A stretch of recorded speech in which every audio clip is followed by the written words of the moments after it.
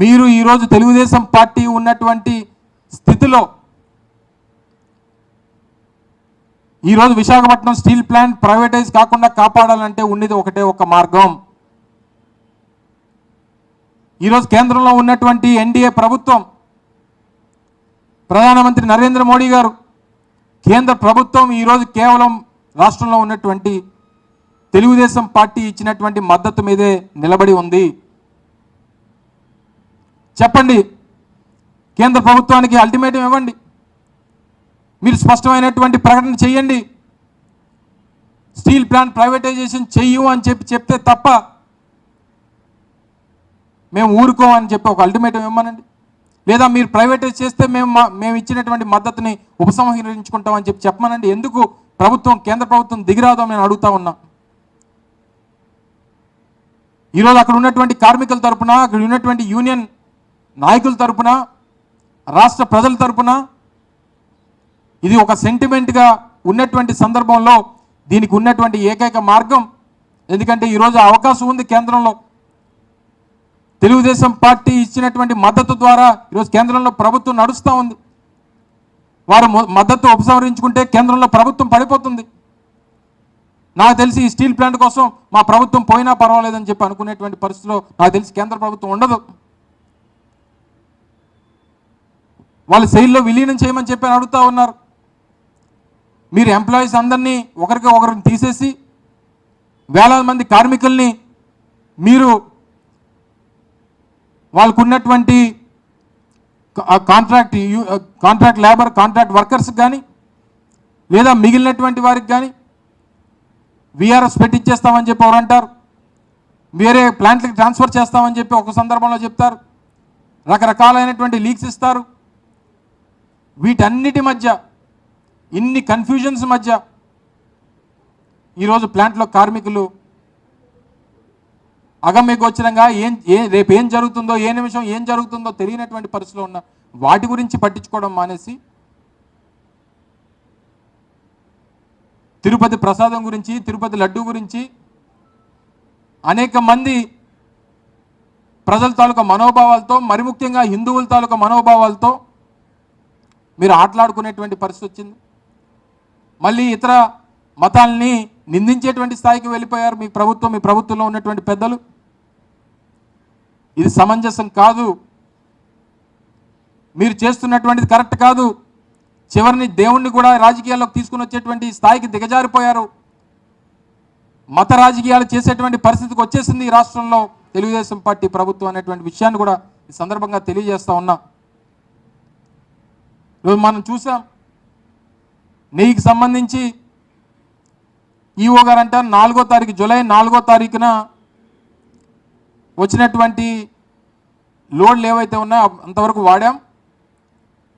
July 6వ తారీఖున, తర్వాత జూలై 12వ తారీఖున వచ్చినటువంటి లోడ్లు మాత్రం వాటిని టెస్టులకు పంపించి 23వ తారీఖు జూలై వచ్చినటువంటి రిపోర్ట్ని ఆధారంగా వెజిటబుల్ ఆయిల్ అండ్ వనస్పతి కలిసింది అనేటువంటి ఉద్దేశంతో వాటిని వెనక్కి పంపించామని చెప్పి ఈఓ గారు చెప్తారు. జూలై 23 రిపోర్ట్ వస్తే సెప్టెంబర్ 18న ఈ రాష్ట్ర ముఖ్యమంత్రి మాట్లాడుతూ ఏమైపోయారు, 2 నెలలు ఏమైపోయారు? సెప్టెంబర్ 18న మీరు మాట్లాడి అందులో యానిమల్ ఫ్యాట్ కలిసిందని రకరకాలైనటువంటి వదంతులు సృష్టించారు. మీ ఈఓ చెప్పింది కరెక్టా, మీరు చెప్పింది కరెక్టా?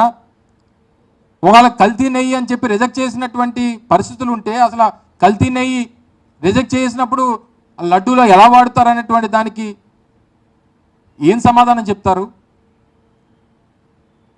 ఇన్ని అనుమానాలు ఈరోజు మహాప్రసాదమైనటువంటి తిరుపతి లడ్డు చుట్టూ తిరుగుతూ ఉందనంటే ఎంత పాపానికి మీరు పాల్పడ్డారనేటువంటిది ఒకసారి ఆలోచన చేయాలి చంద్రబాబు నాయుడు గారు అని చెప్పి సందర్భంగా అడుగుతూ ఉన్నాం. అందుకే ఈరోజు వైఎస్ఆర్ కాంగ్రెస్ పార్టీ కానీ రాష్ట్ర ప్రజలు కానీ ఒకటే డిమాండ్ చేస్తూ ఉన్నారు, ఎందుకు మీరు సిబిఐ ఎంక్వైరీకి మీరు ముందుకు రావట్లేదు? ఎందుకు సిబిఐ ఎంక్వైరీ కోరట్లేదు? ఏదో ఒక సుప్రీంకోర్టు జడ్జితోనో హైకోర్టు జడ్జితోనో మీరు ఎంక్వైరీ చేయడానికి ఎందుకు ముందడుగు వేయట్లేదు? ఎందుకంటే ఇందులో మీరు చేసినటువంటి రాజకీయ ప్రకటనల ద్వారా మీరు తప్పు చేశారనేటువంటి విషయం మీకు తెలుసు. అయినప్పటికీ ఇన్ని అనుమానాలు సృష్టించిన తర్వాత వాస్తవాలు ఏంటో అనేటువంటి తెలియాల్సినటువంటి అవసరం ప్రజలకి, మరి ముఖ్యంగా ప్రపంచవ్యాప్తంగా ఉన్నటువంటి హిందువుల ముందు ఉంది అనేటువంటి విషయాన్ని కూడా ఈ సందర్భంగా తెలియజేస్తూ ఉన్నా.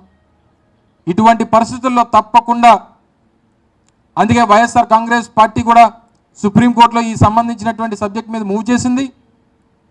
రేపు సోమవారం అది హీరింగ్కి వచ్చింది. మేము సుప్రీంకోర్టులో సంబంధించినటువంటి వ్యవహారం మీద సరైనటువంటి విచారణ జరుగుతుంది అని చెప్పి వారు ఆదేశిస్తారని చెప్పి ఆశిస్తూ ఉన్నాం. మీకు నిజంగా చిత్తశుద్ధి ఉంటే ప్రభుత్వం కూడా దానికి డిమాండ్ చేయాలని చెప్పి కోరుతా ఉన్నాం. కేంద్ర ప్రభుత్వానికి లేఖ రాయండి సిబిఐ ఎంక్వైరీ కోసం. ఈరోజు ఇన్ని తప్పులు చేసి ఇన్ని విషయాలన్నింటినీ కూడా డైవర్ట్ చేసి అసలు ఈరోజు వాళ్ళు చూస్తే తిరుపతి పవిత్రత గురించి, తిరుమల పవిత్రత గురించి ఇన్ని రకాలుగా మాట్లాడుతూ ఉన్నారే. నిన్న కాక మొన్న ప్రభుత్వానికి సంబంధించినటువంటి లిక్కర్ షాప్స్ ఏవైతే ఉన్నాయో వాటిని అన్నింటినీ కూడా రద్దు చేస్తూ ఒక ఆర్డినెన్స్ ఇచ్చారు. ఆర్డినెన్స్ ఇస్తూ కొత్తగా ప్రైవేట్ షాప్స్కి సంబంధించినటువంటి కొత్త పాలసీని కూడా తీసుకురాబోతున్నాం అనేటువంటిది మన క్యాబినెట్లో ఒక నిర్ణయం కూడా చేశారు, మనందరం కూడా చూసాం. మీకు నిజంగా తిరుపతి మీద, తిరుపతి పవిత్రత మీద ఈ ప్రభుత్వానికి అంత చిత్తశుద్ధి ఉంటే ఇవి 26 జిల్లాలకు సంబంధించి, రాష్ట్రంలో ఉన్నటువంటి 26 జిల్లాలకు సంబంధించినటువంటి లిస్టు, దానికి సంబంధించి ఏ జిల్లాలో ఎన్నెన్ని షాపులు కేటాయించారనేటువంటి సంబంధించినటువంటి లిస్ట్ ఇది. హైయెస్ట్ ఎక్కడ ఇచ్చారండి? ఏ జిల్లాలో ఇచ్చారు చూసారా మీరు? ఏ ప్రాంతానికి హైయెస్ట్ నెంబర్ ఆఫ్ షాప్స్ ఇచ్చారో చూస్తే వీరు తిరుపతి గురించి, తిరుపతి గురించి, తిరుపతి పవిత్రత గురించి మాట్లాడేటువంటి రాష్ట్ర ప్రభుత్వం హైయెస్ట్ నెంబర్ ఆఫ్ షాప్స్ ఇచ్చింది తిరుపతికి. 264 షాపులు రాష్ట్రంలో ఉన్నటువంటి 26 జిల్లాలో హైయెస్ట్ నెంబర్ ఆఫ్ షాప్స్ ఇచ్చినటువంటిది తిరుపతి జిల్లాలో 264. వీరు తిరుపతి గురించి, తిరుపతి పవిత్రత గురించి వీరు మాట్లాడుతూ ఉంటారు. ఇవన్నీ కూడా ఓవరాల్గా 3700 దుకాణాలు ఉంటే అందులో 264 దుకాణాలు, ఆల్మోస్ట్ 10%, 8 to 10% షాప్స్ ఒక్క తిరుపతిలో ఇచ్చారు. ఇవన్నీ ఒక ఎత్తు. నిత్యావసర ధరలు ఏ రకంగా పెరిగిపోతున్నాయి మీరు చూశారు కదా. ఒకసారి దయచేసి మిమ్మల్ని అందరినీ కూడా కోరుతా ఉన్నా, సీనియర్ జర్నలిస్టులు, మీడియా సోదరులు అందరూ కూడా ఉన్నారు. ఇది తెలుగుదేశం పార్టీకి, ప్రభుత్వానికి సంబంధించినటువంటి గెజిట్ పేపర్, ఈనాడు పత్రికల్లో రాసినటువంటి వార్త. బాబోయ్ ఇవేం ధరలు! వాళ్ళు మామూలుగా ఇదివరకు ఏంటంటే జేబులో డబ్బులు పట్టుకొని వెళ్తే సంచి నిండా కాయగూరలు వచ్చేవి. ఇప్పుడు సంచి నిండా డబ్బు పట్టుకెళ్తే జేబు నిండా కాయగూరలు వస్తున్నాయి. అది పరిస్థితి ఈరోజు రాష్ట్రంలో. ఏం చెప్పాడు ముఖ్యమంత్రి గారు ఎన్నికల ముందు? చంద్రబాబు నాయుడు గారు ఎన్నికల ముందు ఏం చెప్పారు? అమ్మో నిత్యావసర ధరలు ఆకాశాన్ని అంటేస్తున్నాయి, ఈ ప్రభుత్వం, ఆ రోజు మా ప్రభుత్వం ఉన్నప్పుడు ఈ ప్రభుత్వం ఉంటే వాళ్ళు మీరు బ్రతకగలరా, తినడానికి తిండి ఉంటుందా అని చెప్పి మాట్లాడినటువంటి చంద్రబాబు నాయుడు గారు ఇవి ఏంటి ధరలు? ఈ ఉల్లిపాయ ధరలు ఎంత ఉన్నాయి ఇప్పుడు? ఆదివారమే కదా మార్కెట్ చేస్తుంటారు కదా, 70-80 రూపాయలు ఉల్లిపాయలు, వెల్లుల్లిపాయలు 400 రూపాయలు. ఈరోజు ఆదివారం చికెన్ తిన్నామంటే ఈరోజు చికెన్ కూడా ఈరోజు 60 రూపాయలు పెరిగిపోయింది.